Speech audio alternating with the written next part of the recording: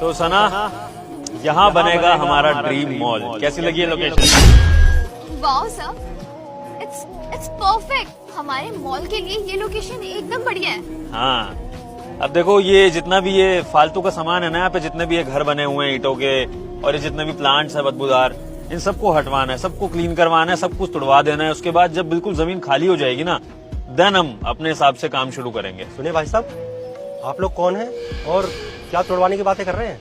ओह, ये खेत आपका है क्या? हाँ, ये सारे खेत हमारे ही हैं। ठीक है, तो उन खेतों की कीमत बताओ, क्योंकि हम ये खेत खरीदने वाले हैं। सना, ब्लैंक चेक निकालो उनके लिए, जो भी कीमत है बता दो, हम खरीद रहे हैं। क्या बकवास कर रहे हैं आप लोग? आपको क्या लगता है ये सारे खेत, ये जमीन सारी बिकाऊ है? हमारे यहाँ पर कोई भी जमीन बिकाऊ नहीं है। हम लोग खेती बाड़ी करते हैं यहाँ पर। अरे भाई, तुम्हें जमीन नहीं बेचनी है, लेकिन हमें तो खरीदनी है ना।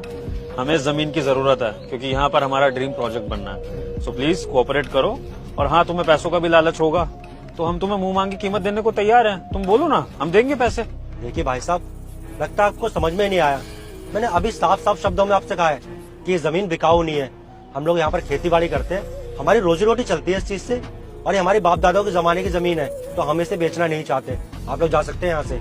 सना, तुम समझाओ इसे, वरना मुझे गुस्सा आ जाएगा।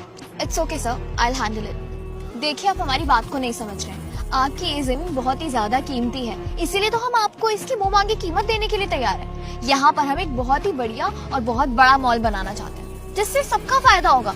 और वैसे भी अभी तो इस जमीन की कोई वैल्यू नहीं है ना। आप सिर्फ यहाँ पर खेती बाड़ी करते हैं, इस घटिया सी जमीन की कुछ तो वैल्यू बढ़ेगी ना। बस करिए मैडम, आपकी हिम्मत कैसी मेरी जमीन को घटिया बोलने की? इस जमीन की हम पूजा करते हैं, माँ मानते हैं अपनी जमीन को, और आप मेरे ही सामने खड़ी होकर मेरी ही जमीन को गाली दे रही हैं। ठीक है सना, लेट मी हैंडल। देख भाई, अभी तक प्यार से बात कर रहा था। अगर तूने सीधे तरीके से जमीन नहीं बेची ना हमें, तो मुझे दूसरे तरीके भी आते हैं। बहुत बड़े कॉन्टैक्ट्स हैं मेरे, तू जानता नहीं है कि मैं कौन हूँ। 2 मिनट में ना तुम्हारे एक खेत साफ करवा दूंगा, और उसमें तेरे को पैसा भी नहीं मिलेगा, तेरा नुकसान होगा। तो बेटर है कि मेरे साथ शांति से ये डील कर ले, ताकि तेरा भी फायदा हो और हमारा भी फायदा हो। बता इसकी कितनी कीमत है? देखिए भाई साहब, आप जो कोई भी हो, होंगे आप बड़े लोग अपने घर के, लेकिन हमने कहा ना, हमें जमीन नहीं बेचना चाहते हैं, तो आप कृपया करके जाइए यहाँ से और हमें हमारा काम करने दीजिए। ठीक है, अब मैं कॉल लगा रहा हूँ मिनिस्टर को, और तुम्हारी जमीन ना भी खाली करवाता हूँ मैं। रुको तुम। अरे रुको रमेश बेटा, तुम चुप रहो, मुझे बात करने दो। हम जमीन बेचने के लिए तैयार हैं, बोलिए। माँ, क्या कह रही हैं आप?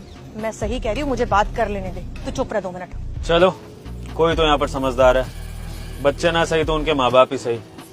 आंटी जी, आप कीमत बताइए जमीन की, और अपने इस बेटे को भी समझाइए कि इसमें आप सभी का फायदा है। तो बताइए कीमत, हम देते हैं। कीमत